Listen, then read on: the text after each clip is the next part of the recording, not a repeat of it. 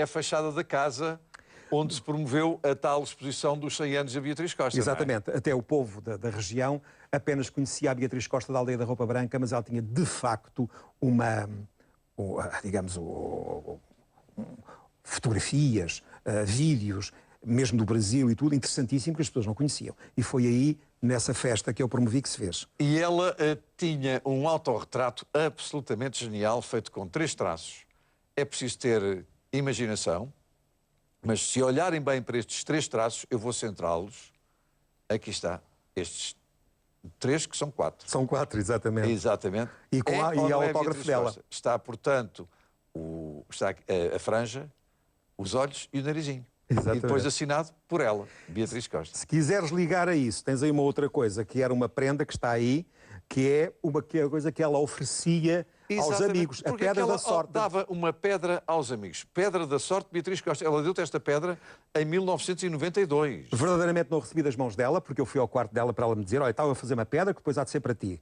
Depois é sempre as coisas. Hoje não vai amanhã, porque estava ainda fresca. Acabou por ser Vítor Gomes, o presidente dos Bombeiros da Malveira, que depois entregou a pedra. Mas a bosta do outro lado, Júlio, que é a franja dela, não é? Não chegaste a mostrar. Pois. Olha, isto depois ela pintava. Ela pintava as pedrazinhas. Exatamente. Isso é uma Beatriz pedra Costa. histórica, porque ela achava que as coisas mais importantes que se davam às pessoas não eram as que tinham um grande valor material, mas as coisas que se faziam com as próprias mãos. E, portanto, essa é uma relíquia Eu que eu tenho... entrevistei algumas vezes em programas meus, mas o momento mais curioso que eu tive com ela, também vou contar uma pequenina história, foi a seguir a um Festival da Canção. A seguir a um Festival da Canção, normalmente a RTP oferecia uns banquetes. E também as várias editoras. E eu fui ao banquete da RTP, é evidente, daí num hotel, e ela pertencia ao júri, eu era uma das convidadas, e foi também. Mesa posta aí no hotel, e eu levantei-me, havia várias cadeiras, levantei-me, estava perto dela, levantei-me da cadeira e fui pegar num prato pequenino e comecei a tirar algumas coisinhas para comer. E ela sentadinha, com aquela franja e aqueles olhos assim, olhar para mim assim, e chamou-me: ó Julinho, sabes uma coisa? Olha, a minha avó morreu com 100 anos. Era perto disso. Com a pele branquinha. Tia Adelaide. A minha avó Adelaide morreu. E eu estou assim também, fresquinha, estás a ver bem? Sabes porquê? Porque a minha avó fazia aquilo que tu estás a fazer. Provava tudo e não comia nada. Ela tinha estado atenta a ver o que é que eu tinha posto no prato. Ela tinha frases notáveis. Provava tudo e não comia nada. Mas é exatamente por causa disso que tu disseste há bocadinho, mesmo naquela fase em que ela andou a tratar da campa, ela dizia que... Eu, por acaso, vou interromper porque vou mostrar essa fotografia e depois já conto. Essa fotografia histórica foi no Largo de Santo António da Venda do Pinheiro. É a primeira fotografia do filme que esteve na gaveta durante 6 anos. Era para ser o primeiro filme em português. Portanto, a Aldeia da Roupa Branca. O realizador, o Xenca de Garcia, não é? Exatamente. O Aquilino Mendes, que era um grande operador de câmara. E isto deve-se também ao homem que está mais à direita aí, que era o Augusto Fraga. O Augusto Fraga, que depois foi também realizador.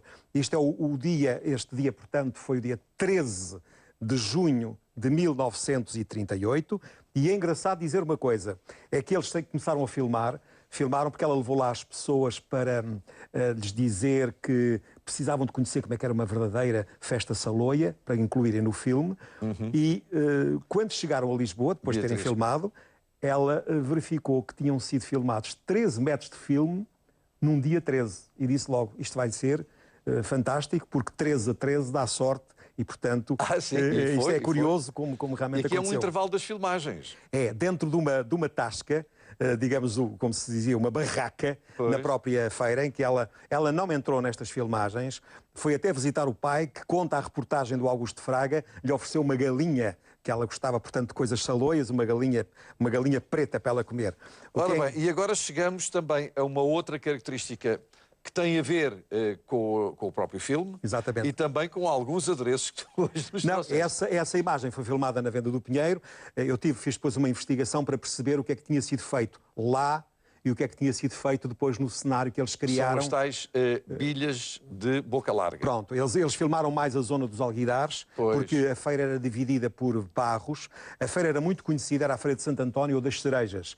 A minha região é uma região saloia, tem morangos, tem realmente hortaliça, mas não tem cerejas. Vinham do Fundão e por isso as pessoas acorriam de todo o concelho e não só para comprar cerejas. E para isso compravam sempre e já tinha desaparecido a tradição, e eu lembrei-me agora para a Santa Casa da Misericórdia Venda do Pinheiro, que faz uma festa em junho, fomos ao encontro dos antigos artesãos e onde a voltou a recriar, com barro vermelho, como vê, a chamada bilha de boca larga. Para Isto é muito engraçado, porque levava as cerejas, mas consta a tradição que nunca chegavam a casa, porque eram lavadinhas postas aqui, mão lá dentro, e comiam-se as cerejas pelo caminho, que chegavam sem se estragar. Estas bilhas tinham desaparecido e agora recuperámos a tradição. Descobriste aqui um plano do próprio filme que, no fundo, denuncia um pouco do local das filmagens, não é? Exatamente, porque eles, ao criarem a Aldeia da Roupa Branca, ficou sempre um mistério. Onde é que será a Aldeia da Roupa Branca? É entre Sintra, exatamente, entre Sintra, Mafra e Loures, é algures, porque se dão pistas no filme. Mas há ali um plano. Mas havia ali um cantinho que diz a flor da Venda do Pinheiro, vinhos e petiscos. E, portanto, isto não era para aparecer, mas eu agora, frame a frame, consegui lá chegar e está lá realmente. Isto é um trabalho a Nunes Forte. Beatriz, que é a Gracinda no filme, exato, a estender roupa. Exatamente. É um momento... É um dos momentos que nós vamos ver agora a seguir na Aldeia da Roupa Branca. E isto é muito curioso porque, é assim, ela contou-me que fez várias viagens à Venda do Pinheiro com autores. E uma vez, também, quando passou por lá, as pessoas viram as lavadeiras a porem a roupa a corar nas árvores e no chão. Como agora, nesta época, porque se forem lá, está tudo cheio de florinhas, porque a primavera já encheu tudo de flores. O que é curioso é que os autores da Aldeia da Roupa Branca foram com ela e inspiraram-se naquilo que viram para criar a letra. Ora bem, é importante dizer que, muita gente pergunta, mas onde é que foi feita a filmagem? Em muitos sítios. Por exemplo, há um plano de rio, que foi na zona de Bucelas, no Rio Trancão. Mas muita coisa foi feita em Lisboa, na Quinta das Conchas, que nessa altura estava ligada à Tobis, mas que agora se pode lá ir fruir. Não há qualquer vestígio da Aldeia da Roupa Branca, mas a verdade é que há uma coisa muito curiosa e que eu quero aqui e volto a falar da minha avó, que nunca foi lavadeira, mas foi a madrinha dela, e que em 1901, portanto, praticamente quando eu nasci, como tu disseste há bocado, não é? Vinham ainda a Lisboa porque em Lisboa não conseguiam que a roupa ficasse tão branca como as lavadeiras faziam. Porquê? Elas usavam a barrela, que é uma coisa de que muita gente nunca ouviu falar. Com cinza, não é? Com cinza e água quente, e depois, posta ao sol a corar, ficava branquinho. Eu recebia em minha casa, a minha avó recebia as trouxas com a roupa já lavada, vinda de propósito da região saloia. Exatamente. E nessa altura, isto é antes do filme A Aldeia da Roupa Branca, não havia ainda as galeras, que são carroças com 6 rodas e 3 cavalos, etc. Vinham em burrinhos. Essa madrinha da minha avó vinha da Venda do Pinheiro ao convento de Santa Clara, porque as freiras lavavam a sua roupa, menos a dos altares, que tinha que ser como deve ser. E então elas chegavam aqui e demoravam um dia, porque demoravam muito, ficavam cá no convento e iam no outro dia. Agora fazemos isto em 20 minutos. Exatamente. Ora bem, meu querido, vamos agora falar também deste momento, que é a Beatriz Costa com uma vaquinha. Exatamente. Pronto, ela gostava mesmo, isto não é só do filme, ela chegou a ter uma quinta na Venda do Pinheiro onde tinha animais, antes de vir morar em Lisboa, no Hotel Tivoli, e ela gostava mesmo dos animais. Isso já foi em Lisboa, na Quinta das Conchas. E para terminar, está aqui uma fotografia histórica, que é exatamente a estreia em 1939. No dia 2 de janeiro. Dia 2 de janeiro. A seguir ao ano novo. Com o realizador Xenca de Garcia e os outros convidados, a noite de estreia, no cinema Tivoli. Embora tivesse havido uma estreia antes, em Pinheiro de Louros, numa sociedade recreativa, onde levaram as bandas, aquelas bandas que depois estão em luta no filme. O importante desta ação é que a Beatriz praticamente esperou que o filme fosse estreado. Porque 4 meses depois embarcava para o Brasil e esteve lá 8 anos. Olha, já agora, e para nós terminarmos, mostra-me só as 2 peças de cerâmica que trouxeste. Eu mostro uma, tu mostras a outra. Exatamente. Portanto, esta é também do centenário. Foi mandada fazer porque foi, de facto, uma amiga que é a Carmo, que é ali do Fanqueiro, que se inspirou e, portanto, o que quer dizer que estas festas populares... É o Santos Carvalho, que era com ela protagonista no filme, que tem aquela cena muito engraçada que depois as pessoas reproduziam. O médico tinha-lhe dito que ele não podia vinho nem vê-lo. E então ele tapava assim e bebia, que era para não ver o vinho, não é? Um grande abraço para ti, porque ele mais um bocadinho contava a história do filme toda. Não disseste uma coisa. Estreou-se a Milu.